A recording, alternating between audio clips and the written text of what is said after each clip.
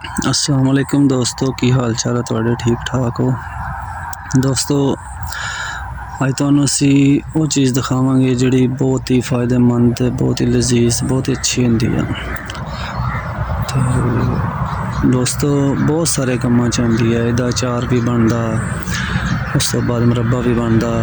तो जिहड़े मिठे चावल हुंदे ने ना, उन्हां दे विच खास तौर ते बहुत शौक नाल लोग इस्तेमाल करदे आ। तो दोस्तों हैगा करौंदा, एक इस तरह का हुंदा जदों कच्चा हुंदा, दोस्तों इस तरह का हुंदा। पहले सब्ज़ हुंदा, उस तो बाद इस तरह का हो जाता करौंदा। इन्हूं कहंदे जी करौंदा। तो दोस्तों ये जदों पक जाता ना, पक के दोस्तों इहदा कलर इस तरह का हो जाता है। देखो माशाल्लाह कितना प्यारा लग रहा है दोस्तों, ये करौंदा। दोस्तों मिठे चावलों च इस्तेमाल होंदा, मुरब्बा बनता।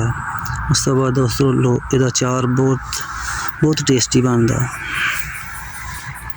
दोस्तों कहते करौंदा।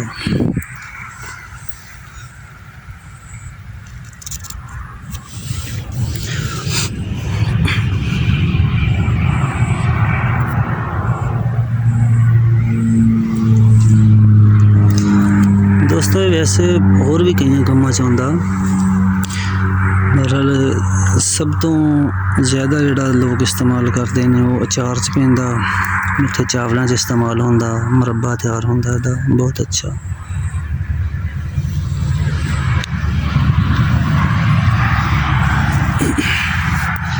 देख रहे हो तुसी, इहदा जिहड़ा पौधा हुंदा ना वो कोई खास एड्डा बड़ा नहीं हुंदा, इस तरह का हुंदा। देखो इहदी ऊंचाई कम हुंदी है, ज़्यादा है जमीन ते ज़्यादा चार च फिर फैलदा, दुआले फैल जाता। तो ऊंचाई एड्डी इहदी खास नहीं हुंदी। देखो दोस्तों करौंदा, इन्हूं लगाउण तो बाद दोस्तों करौंदे नूं उहदा पौधा लगाउण तो बाद तकरीबन पहले साल ही फल जिहड़ा है वो देना शुरू कर दिंदा। पहले साल ही फल लग जाता है। देखो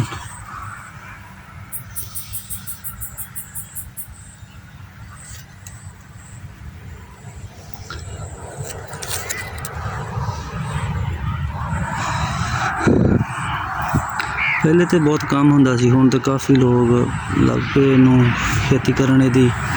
तो लगदा भी इधर पंजाब दे विच, अपने देश पाकिस्तान दे विच, पंजाब दे विच ठीक लगदा, फल दिंदा। तो बहुत प्यारा, बहुत अच्छा, एक खूबसूरत भी आ। उस तो बाद एक करौंदा जिहड़ा लगा होया इहनूं बहुत फ़ायदेमंद भी है, बहुत अच्छा मुरब्बे च पैंदा।